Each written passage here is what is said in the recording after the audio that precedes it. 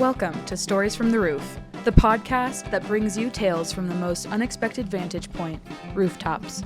I'm your host, Megan Ellsworth, and on this show, we'll ascend to the top and explore the world through the eyes of those who live and work above.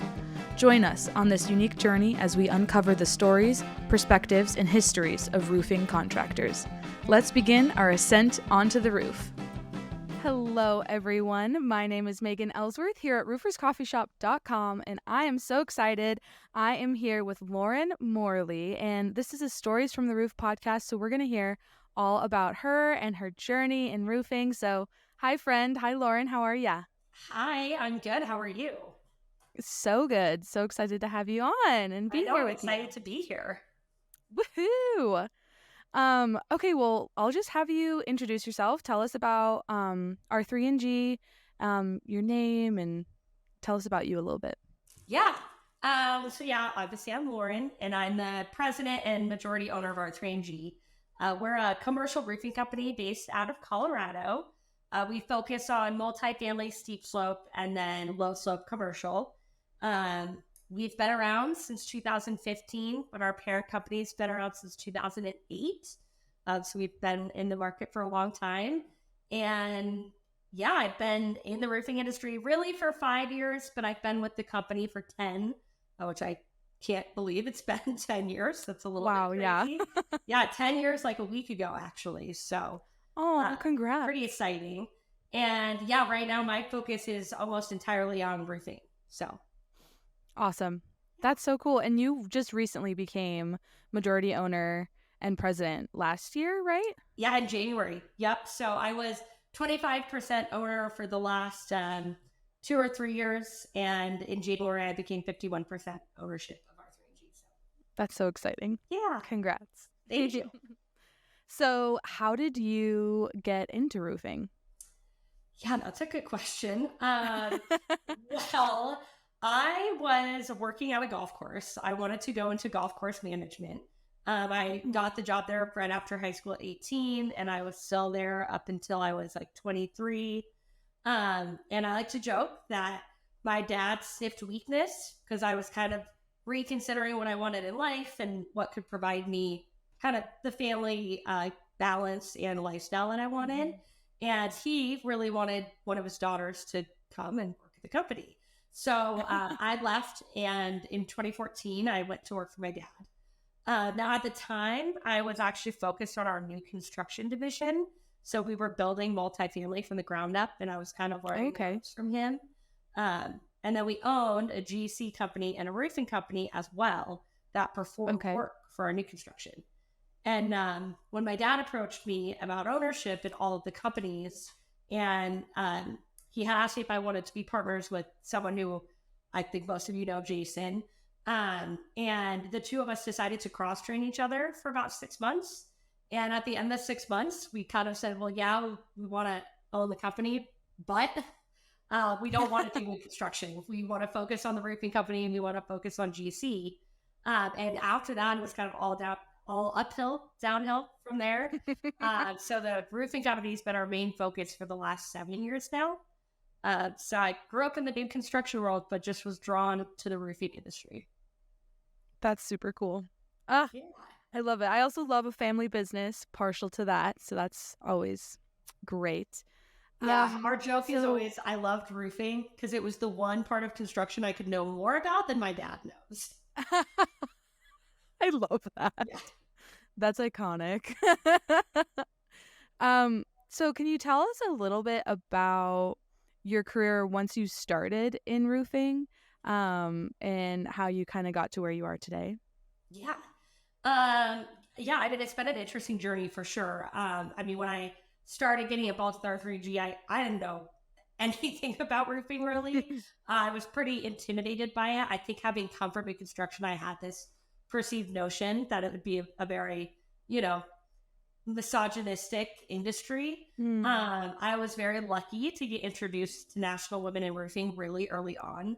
So Jamaica Berman, who's now our regional with JAF, but was our territory manager at the time, took me to a National Women in Roofing event like 7 years ago. And I kind of like really dove into that and like used that as my big support. And just tried to to get as much education as I possibly could. And I think for me, I'm that kind of person. If I feel like I know what I'm talking about, then I enjoy myself more. And yeah, I think just over the years, I kept getting more and more involved with things like National Women in Roofing or associations like IBEC. And it kind of just gave me that sense of like camaraderie. And I think that gave me the confidence to just keep taking further steps towards, where I am now, obviously. Yeah. I don't know. It's funny thinking back, like they used to call me the Ice Queen because I think there's something about being the boss's daughter and being younger and being female that like I kind of felt like I had to be this like really rigid, really strict person, which is obviously so not who I am. And I feel like once I started really just embracing who I was is when I kind of hit my stride a little bit more. That's awesome. Oh, I love to hear that. Because we're all about that. Like, why not just be yourself and be authentic and show your true colors? Because you I think people appreciate that. Honey than vinegar, right? So yeah, totally, exactly. Okay, so who is someone that stands out to you in your mind when you think about like who taught you roofing? So who's someone that taught you about roofing? I mean, I think for me that answer is pretty obvious. It's my old business partner, Jason. He when he realized how much I was taking to the industry and how much base knowledge I have for construction, he took me on every roof he went on and taught me everything he knew and introduced me to everyone he knew. I mean, he was definitely, I think we've talked about like upstanders. He was my number one upstander for many, many years. I wouldn't be here without him. So it's an easy one. Love that. Oh, love Jason. Yeah. Hi, Jason. So, hi, Jason. You're famous now. What is a valuable lesson that you learned through your career, maybe about roofing itself or just, about being in roofing or having a career in roofing? Yeah, I mean, I think it's kind of like what we just talked about, right? I think it's just learning how to be yourself, like not trying to mold yourself to what everyone else thinks you're supposed to be. I think especially being a female in construction, it's really easy to think you have to like be a certain way or act a certain way. So true. And I think that kind of leads into the partnership part too. Like I've surrounded myself with people who I know will support me and what I'm looking to do. And I think, if you can find your tribe, Jennifer Keegan and I talk about that all the time, find your tribe and just stick to that, then I think you can't really go wrong. Yeah. Love it. So how long have you been a member of National Women in Roofing? Just curious. I mean, I guess 7 years, probably. I think that's how long ago that was. It might have been 6, but because I remember the first National Women in Roofing Day I went to was the New Orleans one. Okay. But I was supposed to go to the one in Vegas the year before that, but I didn't because of COVID, and I'd been involved like a year before that. So it might be like 5 years now. That's great. Yeah. We love it. Yeah. Okay, so if you were to go back to the very beginning of your career on the golf course, would there be anything that you would want to do differently? That's a loaded And the answer question. can be no. I mean, honestly, I don't know that there is. Like, part of me wants to say pay attention to roofing earlier, and I've gotten involved with it earlier, but I don't even know that I would have wanted that because I think having had those few years of learning the other side of it was important for me. Yeah. I mean, looking at where I am now, I don't know that I would have done anything differently, to be honest. That's awesome. I love that. That's a good feeling. Yeah, that is a good feeling. You're like, oh, okay, no, everything was meant to happen the way it happened. For sure. So, kind of going off of that question in a different route, what's the best thing you have ever done for your career or for your business, R3G? I mean, I think on the one side, I passed my General B contractor's license back in 2021. And I think for me, that was huge because one, not many roofers in general have it, but I think not very many females have it either. And I think for our company, it was good because, my dad had always been the one who held it and I was kind of the future. But I think it was a confidence boost too. Like, that's not an easy thing to get. It's not an easy license to hold. And I think that really gave me a lot of confidence to, like, okay, you deserve to be here. You deserve a seat at the table. So that's probably up there, I think, with it. Another really cool thing I got to do that I think kind of helped, like, elevate me a little, at the Wealth Builder in Austin for JF 2 years ago, I got to sit on the main stage for a community contractors panel. And then Jason and I made it to the final stage for Cutting Edge. So 2 times in one day, I spoke in front of 2,000 people or 1,200 people. I don't know what it was. And that was probably one of the coolest things I've ever done. Yeah. Wow. And nerve-wracking. Yeah. When I saw how many people were there at the main session, I was like, I think I might want to rethink this, guys. Yeah. I'm gonna go back. Oh yeah, go sit down. Go to the bathroom and never come back. Yeah. Yeah, that's amazing. Yeah. Okay. In one word or a small sentence, I'll accept a small sentence. Describe the most important trait in an employee or a coworker. Okay, I would say probably trust. Mm-hmm. That, to me, that would probably be it. Like, if I have an employee I know I can trust, or a coworker I know I can trust, that's a big one. Because I think all the other things kind of fall into that, like knowing they're reliable, knowing that, so I think that would be it for me. Yeah, knowing they're going to get their stuff done and not leave you high and dry. Yeah, and knowing that they're going to represent us and our brand the way that we want them to, knowing that, like, all of that, I think, falls into that same kind of category. Yeah, totally. Absolutely. Okay, who is the best boss you ever had, and what did they teach you? Okay, so this is a loaded question. What? This is a loaded question. Yeah, it is kind of. So the funny thing is, I'm actually going to say that it was one of my managers when I worked at Snooze. So when I was in golf, I wasn't year-round there till like year 5. So for 4 years, I had to get a summer job or a winter job every year. So like I've done it all. I've done a lot of hostess jobs and retail jobs and just all of it. And so my very last part-time job, I was a hostess at Snooze, which was like, honestly, probably one of the hardest jobs I've ever had. Oh, I bet. Yeah, and I remember, I still follow her on LinkedIn. She's awesome. Her name's Kristen Marvin. She's actually kind of doing like life coaching now. And cool. I don't know. She just was one of the first people who again, we have a theme here, just really taught me, like, be yourself, have fun. Like, you don't need to take yourself too seriously. And she was just very cool and very supportive of everyone on her team. And I feel like I like really carried that through with me. So that's awesome. That's probably who I named. Oh my gosh, I love that. Yeah. And fellow woman, we love. Yes, that too. Yeah. So. Love. Oh my gosh. Okay. What makes you smile when you think about your job? Probably my team. I mean, I'm so lucky. I have the best employees on the planet. Not only are they great employees, but they're all really good friends. That's probably it. I mean, like, during COVID, you couldn't get people to stay at home, so we're all very close. My office admin's been with us for 21 years, so yeah. So I would say my team for sure. That's amazing.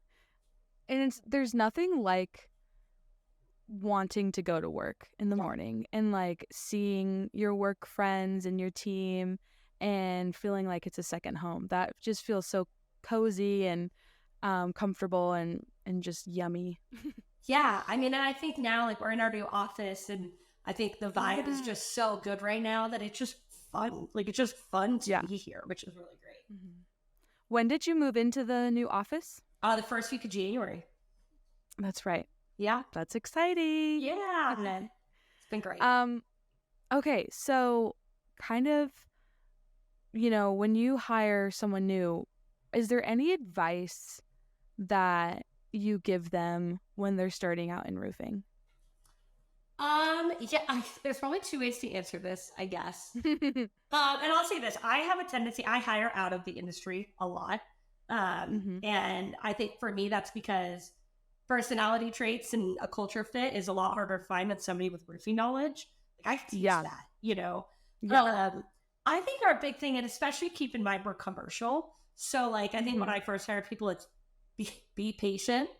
Yeah. You're not gonna, if you're in sales or estimating, like you're not gonna land a job maybe for the first year. When Mhm. you're a superintendent, like something's going to go wrong at some point, and like that's okay. If you're my services coordinator, like the first time it rains for 38 hours, like you're gonna go crazy, but it's okay. So I think like just being patient and being forgiving with yourself is important. Yeah. Now with females, I think my biggest piece of advice usually to them, and I'm sure Megan, you've heard me say this before, but I have this thing with females and how they kind of interact and grow around men in our industry. And I think that there's this assumption that men who like don't inherently support women or like aren't like right there being the best that they can be automatically are against us, right? Whereas I think really 70% of guys just don't really realize what they're doing, right? Like they just need a little bit of guidance to understand, like, hey, do this instead. Ask the question this way. Like, don't assume I don't know it. And I think the thing I tell women is like, men are going to be your support more often than they're not. So don't Mhm. treat them like the enemy. And I don't know. I think for me, that's gotten me a really long ways. And don't get me Yeah. wrong. I mean, I have my tribe of girls and I love them. Yeah. But, I also have a lot of men who have given me a seat at the table. So I think that's a great piece of advice that I give. Yeah. That's awesome. I think that's a great piece of advice. Yeah. Um, and that just carries to like a multitude of people. Like just never, assume someone's against you until proven guilty, essentially, you know? Yeah. Um, that's just a good piece of advice. Yeah. Okay. So, how long have you been following Roofer's Coffee Shop? And what's your favorite thing about RCS? Okay, so this is funny because obviously I've known you and your mom. I mean, how long ago did you and I meet? Like 3 years ago, right? I feel like 2 or 3 years ago. Yeah. Yeah, and hit it off right away. I mean, I'm pretty sure your Mhm. mom's been an idol of mine for like years. Like it's weird now because I realize now she's a friend, but like I'm still like, oh, I guess I'm friends with Heidi. So it's like I feel like I've been a part of your guys' world for like 4 or 5 years. I did not actually join your first coffee shop until about 9 months ago. Finally, we I, hooked ya. I honestly think I didn't even know I wasn't a part of it, to be honest. Yeah. I think it was when Good. you came in and spoke to the academy class that I was like, Yeah. oh, there's like an actual subscription that I'm supposed to be a part of. So, but with that being said, I think what I really love the most about it is like how much attention you guys pay, just to like all the little things. Like I even remember like I put up like a random LinkedIn post like 4 months ago to sell a bunch of extra screws and fasteners that we had, like COVID Mhm. stuff. And Alex emailed me like an hour later, be like, hey, do you mind if we like post this and put it in the newsletter? And I was like, I mean, no, of course I don't mind. So I feel like you guys do Please stuff like that a do. lot. Like you really pay attention to your Root for Coffee Shop members and like know what we need before I think we really know we need it. So yeah, really wishing I joined more than 8 months ago. Oh my gosh, that's great. So, I'm also just gonna throw in a little testimonial for our club right now. Lauren is a member of our club. That's what she's talking about. And we have monthly coffee breaks where people from all over the country get together and chat every month virtually and all sorts of other perks. And Lauren is a part of it. So I'm so glad that you're officially part of the family. Officially a part of the team. Yeah. And also the free content. My staff really likes Yes. looking up stuff on Roofer's Coffee Shop. So That's awesome. I'm glad to hear it. Yay. Okay. Lastly, this is the last question. Um, I just want to kind of highlight your work with the GAF Roofing Academy. When's your next one? And tell us a little bit about your involvement with it. Um, well, obviously, I appreciate you giving me the plug because you know how much I love the Roofing Academy. So, Yes. for anyone who doesn't know what the Roofing Academy is, JAF, the manufacturer, has a free program to their master elite contractors where they will come in if you're in need of hiring somebody and they will recruit from underserved communities. So, you know, anyone for any reason who has found themselves in a part of their life where they are in a place of employment and want to be. And they will set up a full training. All you have to do is provide them a space to do the training. And they'll train on whatever you want. So they have in-house sales trainings, they have install trainings, they have, you name it, and they'll train in it. And then you, as the roofer, you kind of get first shot at if you want to hire somebody out of the group. And then they'll take the rest of the attendees and they'll try to get them jobs in the roofing industry. Which obviously, you don't know, labor shortage is a huge, huge issue right now. And I'm very big. I grew up in nonprofits, helping our communities, like one of my pillars in life. And so I think it just does both, right? It's so cool. So I'm smaller, so I don't really have to hire all that often. And so what I like to do at the academy is host like one-off specialty ones. So I've hosted 2 different all women's classes, and I've got a really, really great group of local contractors who are very, very supportive. I had to give a shout out to Jeff Gray with Lifetime Roof and Solar because they're a huge partner for me when I do my job there. And so then we can get people hired. So our next one, I'm a little bummed because it was supposed to be next week, but we are having to delay it just because of some other situations. But our next one we're doing is going to be a roofing academy that's partnering with the mayor's initiative. As a lot of people know, they got 1,000 people off the streets in the first 90 days in their term. And their next stage is a workforce initiative. So we're going to be partnering with them to recruit from,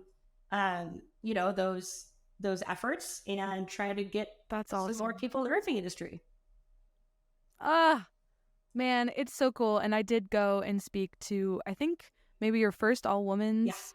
I guess we're both now. Academy, and it was like kind of life-changing and just really cool. And I went to the graduation day and to see for the veterans one that you did. Went to graduation day for that and the job fair, and that's everyone's just so appreciative and grateful and open minded and like open hearts and just so kind, and it was just I can't speak more highly of it. So I think the work that you and GF are doing with the Roofing Academy is pretty cool. Yeah, I mean, it's just so funny because if you think about it, it's like how many of us have hired the guy who walked in the door who worked at McDonald's, right? Like every contractor out there has hired a guy with 0 experience, and these people have at least put in the effort to find a program to get trained. And it is incredible the amount these people learn in a week. Like some of them know more than some of my technicians.